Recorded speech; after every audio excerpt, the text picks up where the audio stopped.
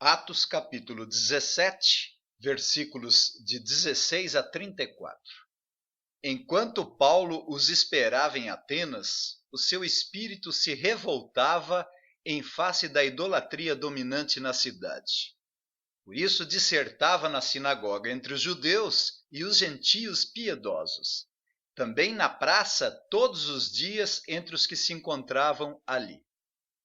E alguns dos filósofos epicureus e estoicos contendiam com ele, havendo quem perguntasse: que quer dizer esse tagarela? E outros: parece pregador de estranhos deuses, pois pregava Jesus e a ressurreição. Então, tomando-o consigo, o levaram ao Areópago, dizendo: poderemos saber que nova doutrina é essa que ensinas? Posto que nos trazes aos ouvidos coisas estranhas, queremos saber o que vem a ser isso. Pois todos os de Atenas e os estrangeiros residentes de outra coisa não cuidavam senão dizer ou ouvir as últimas novidades. Então Paulo, levantando-se no meio do Areópago, disse: senhores atenienses, em tudo vos vejo acentuadamente religiosos, porque passando e observando os objetos de vosso culto, encontrei também um altar no qual está escrito: ao Deus desconhecido. Pois esse que adorais sem conhecer é precisamente aquele que eu vos anuncio. O Deus que fez o mundo e tudo o que nele existe, sendo ele Senhor do céu e da terra, não habita em santuários feitos por mãos humanas, nem é servido por mãos humanas, como se de alguma coisa precisasse, pois ele mesmo é quem a todos dá vida, respiração e tudo mais. De um só fez toda a raça humana para habitar sobre toda a face da terra, havendo fixado os tempos previamente estabelecidos e os limites da sua habitação, para buscarem a Deus se porventura tateando o possam achar, bem que não está longe de cada um de nós, pois nele vivemos e nos movemos e existimos, como alguns dos vossos poetas têm dito, porque dele também somos geração. Sendo, pois, geração de Deus, não devemos pensar que a divindade é semelhante ao ouro, à prata ou à pedra, trabalhados pela arte e imaginação do homem. Ora, não levou Deus em conta os tempos da ignorância. Agora, porém, notifica aos homens que todos, em toda parte, se arrependam, porquanto estabeleceu um dia em que há de julgar o mundo com justiça, por meio de um varão que destinou e acreditou diante de todos, ressuscitando-o dentre os mortos. Quando ouviram falar de ressurreição de mortos, uns escarneceram e outros disseram: a respeito disso te ouviremos noutra ocasião. A essa altura, Paulo se retirou no meio deles. Houve, porém, alguns homens que se agregaram a ele e creram. Entre eles estava Dionísio, o Areopagita, uma mulher chamada Dâmaris, e com eles outros mais. Nosso Deus e nosso Pai, nós te damos graça porque benigno e misericordioso é o Senhor, tardio em irar-se e de grande clemência. Graças te damos, ó Deus generoso, Pai de nosso Senhor Jesus Cristo, nosso Deus amado, Criador do céu e da terra. Abençoe esse trabalho por meio da pregação do Evangelho e a expansão dele pelo poder do Espírito Santo, para o louvor da glória da sua graça. Oramos agradecidos em nome de Jesus. Amém. Esse texto que temos diante de nós trata-se de uma história da decadência espiritual. Atenas era o centro intelectual do mundo antigo, mas também foi o centro da ignorância espiritual e entregue a todo tipo de idolatria.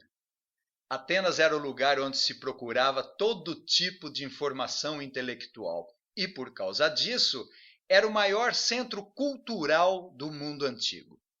Escritores antigos registraram que é mais fácil encontrar um ídolo em Atenas do que uma pessoa. Nós temos um contraste entre esse texto e o texto anterior, onde encontramos a dignidade do povo de Bereia e a floresta de ídolos que havia em Atenas. Nós lemos nos versículos 11 e 12. Ora, estes de Bereia eram mais nobres que os de Tessalônica, pois receberam a palavra com toda avidez, examinando as Escrituras todos os dias para ver se as coisas eram de fato assim. Com isso, muitos deles creram, mulheres gregas de alta posição e não poucos homens. Observe a circunstância indicada aqui na primeira parte do versículo 16. Enquanto Paulo os esperava em Atenas, Paulo havia deixado uma ordem aos irmãos bereanos para que Silas e Timóteo, que estavam em Bereia, fossem o mais depressa possível em Atenas, a fim de se encontrarem com ele.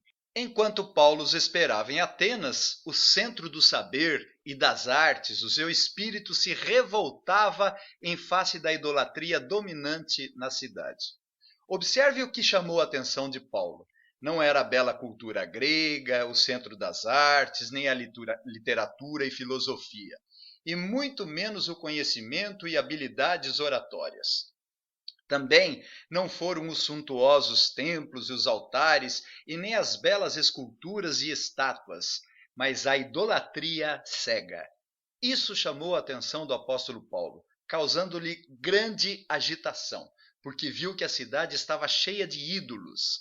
A palavra grega para revoltava, o seu espírito se revoltava em face da idolatria dominante na cidade, paroxuno, literalmente é queimar de raiva.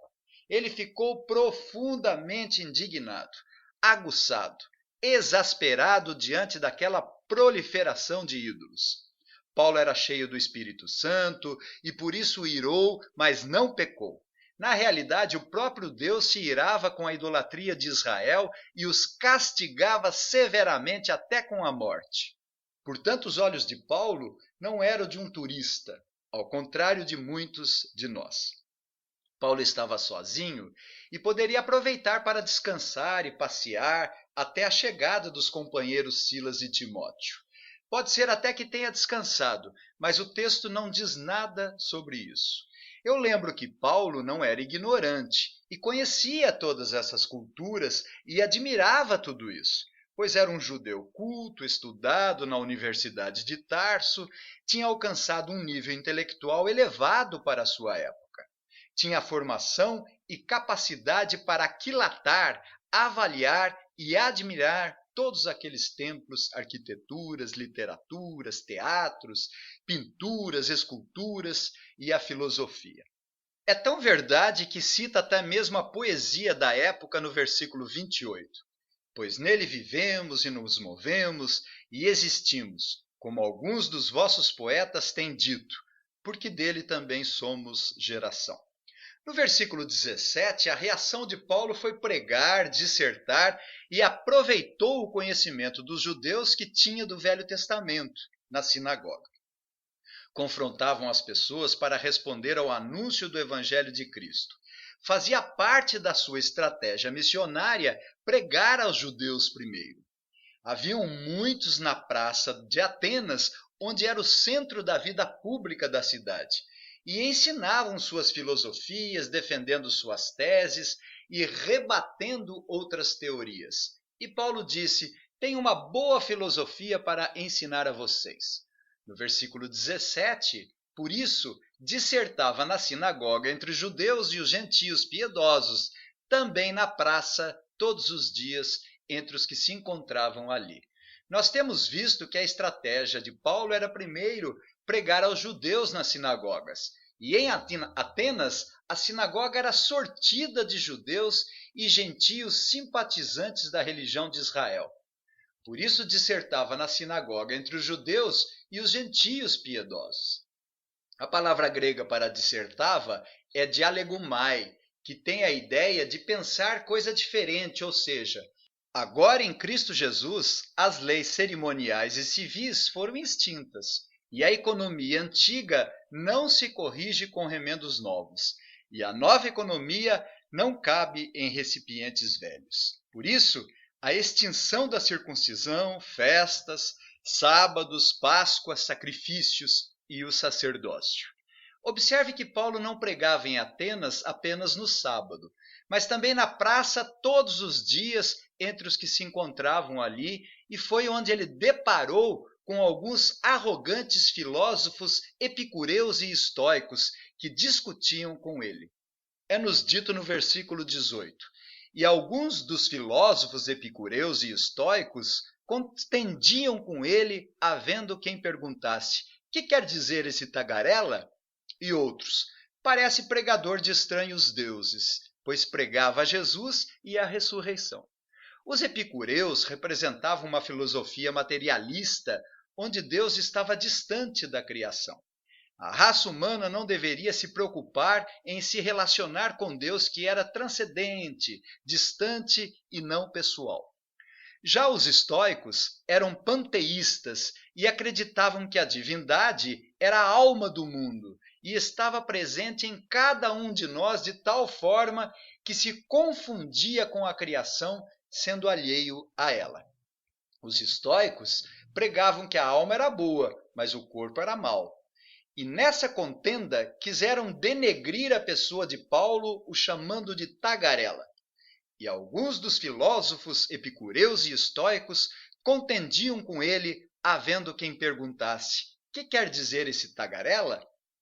A palavra grega para tagarela é espermologos, que apanha sementes, e tem o sentido de alguém que vadia no mercado e que tem apenas pequenas ideias, ou seja, um miserável infame sem conteúdo. Veja a arrogância dos debochados filósofos epicureus e estoicos. Procuravam difamar o grande apóstolo Paulo com um termo pejorativo, chamando-o de miserável, tagarela e sem conteúdo intelectual. Outros, porém, diziam que ele pregava dois deuses, um tal de Jesus, que foi homem, e a outra deusa da ressurreição. É-nos dito na segunda parte do versículo 18. Parece pregador de estranhos deuses, pois pregava a Jesus e a ressurreição.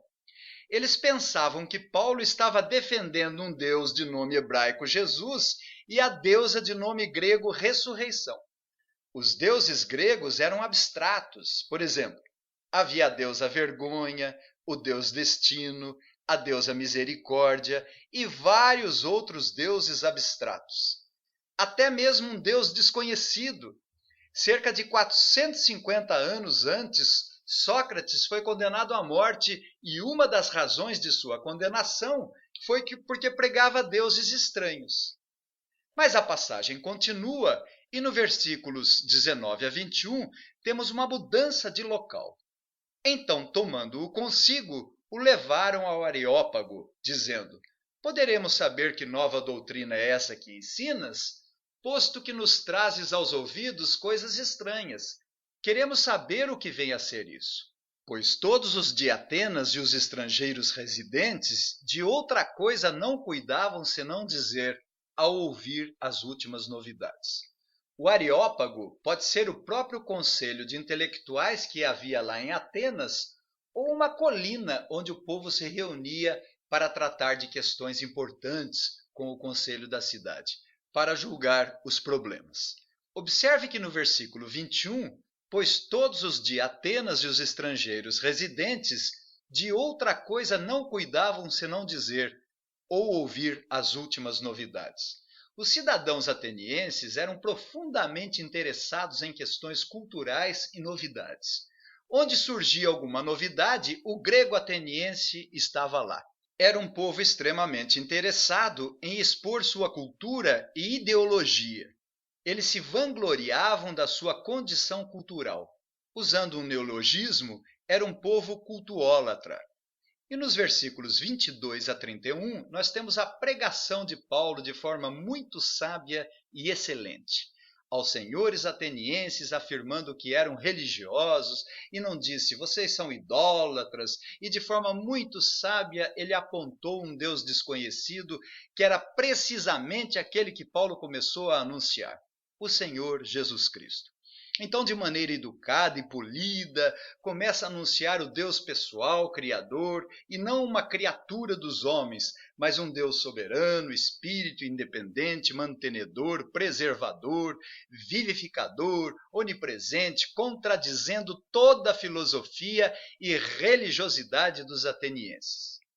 Eu lembro que a essa altura do primeiro século, Atenas não estava mais no topo como esteve 5 séculos antes e não tinha tanta cultura como antes, mas ainda tinha uma reputação muito grande e era considerada o maior centro cultural do mundo antigo da época. E realmente foi um privilégio anunciar aqueles sábios e eruditos. Também Paulo prega o evangelho para eles, aplicando-lhes a revelação natural a todos os povos. Paulo estrategicamente ia às sinagogas e aplicava Cristo no Velho Testamento, mostrando que Jesus era o Messias prometido. Mas aos atenienses, Paulo prega a revelação natural, a mesma que pregou aos habitantes de Listra. Em Romanos 1, versículos de 20 a 23, porque os atributos invisíveis de Deus, assim o seu eterno poder, como também a sua própria divindade, claramente se reconhecem desde o princípio do mundo, sendo percebidos por meio das coisas que foram criadas. Tais homens são, por isso, indesculpáveis, porquanto, tendo conhecimento de Deus, não o glorificaram como Deus, nem lhe deram graças. Antes se tornaram nulos em seus próprios raciocínios, obscurecendo-lhes o coração insensato. E inculcando-se por sábios, tornaram-se loucos e mudaram a glória do Deus incorruptível em semelhança da imagem de homem corruptível, bem como de aves, quadrúpedes e répteis. Então Paulo parte da revelação natural, onde as multidões deveriam perceber por meio das coisas que foram criadas, e por causa disso, elas eram indesculpáveis naqueles pecados horríveis de idolatria. Romanos 2, de 14 a 16, quando, pois, os gentios que não têm lei procedem por natureza de conformidade com a lei, não tendo lei, servem eles de lei para si mesmos. Esses mostram a norma da lei gravada no seu coração, testemunhando-lhes também a consciência e os seus pensamentos, mutuamente acusando-se ou defendendo-se. No dia em que Deus, por meio de Cristo Jesus, julgar os segredos dos homens de conformidade com o meu evangelho. O Deus que fez o mundo e tudo que nele existe, sendo ele Senhor do céu e da terra, não habita em santuários feitos por mãos humanas, nem é servido por mãos humanas, como se de alguma coisa precisasse. Pois ele mesmo é quem a todos dá vida, respiração e tudo mais. De um só fez toda a raça humana para habitar sobre toda a face da terra, havendo fixado os tempos previamente estabelecidos e os limites da sua habitação, para buscarem a Deus se porventura tateando o possam achar, bem que não está longe de cada um de nós, pois nele vivemos e nos movemos e existimos, como alguns dos vossos poetas têm dito, porque dele também somos geração. Sendo, pois, geração de Deus, não devemos pensar que a divindade é semelhante ao ouro, à prata ou à pedra, trabalhados pela arte e imaginação do homem. Ora, não levou Deus em conta os tempos da ignorância, agora, porém, notifica aos homens que em toda parte, se arrependam, porquanto estabeleceu um dia em que há de julgar o mundo com justiça por meio de um varão que destinou e acreditou diante de todos, ressuscitando-o dentre os mortos. Observe a chamada geral, um chamado do Evangelho a quem a palavra se faz conhecida e que torna resistível aos não eleitos. Isaías disse, porquanto chamei e não respondestes, e todos vós os que tendes sede, vinde às águas, e vós os que não tendes dinheiro, vinde, comprai e comei, sim, vinde e comprai sem dinheiro e sem preço. Inclinai os ouvidos e vinde a mim, ouvi, e a vossa alma viverá. Oséias disse, quanto mais eu os chamava, tanto mais se iam da minha presença. Sacrificavam a Balaíns e queimavam incenso às imagens de escultura. Jesus disse: Vinde a mim todos os que estáis cansados e sobrecarregados, e eu vos aliviarei. E João, em Apocalipse 22:17, disse: o Espírito e a noiva dizem: Vem. Aquele que ouve, diga: Vem. Aquele que tem sede, venha. E quem quiser, receba de graça da água da vida. Notem que até mesmo os eleitos podem resistir ao chamado do Evangelho, mas ao tempo determinado por Deus, livremente atenderão ao seu chamado eficaz. Contudo, indistintamente. E aqui no versículo 30 não é diferente. Ora, não levou Deus em conta os tempos da ignorância, agora, porém, notifica aos homens que todos, em toda parte, se arrependam. Portanto, temos a vocação externa do Evangelho, cujo chamado é para todos. Mas sabemos que somente os predestinados antes da fundação do mundo atenderão efetivamente a esse chamado. E qual foi o resultado dessa chamada de Paulo?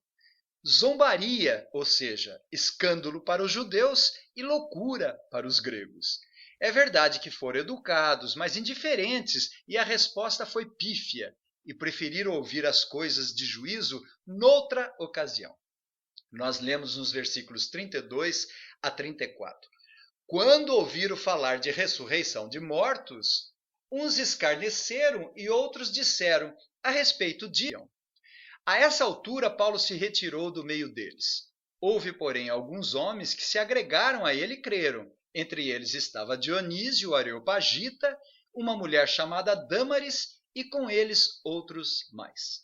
Nós temos dito repisadamente, enfatizando que a pregação gera cheio de vida para uns e para outros aroma de morte.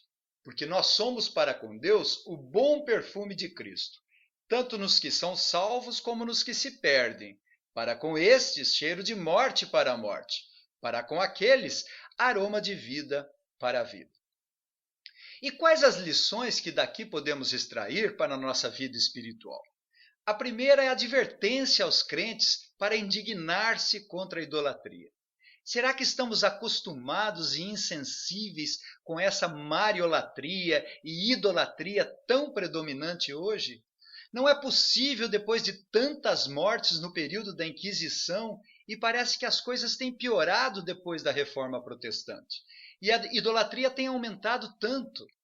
Portanto, temos uma advertência para irarmos contra a idolatria.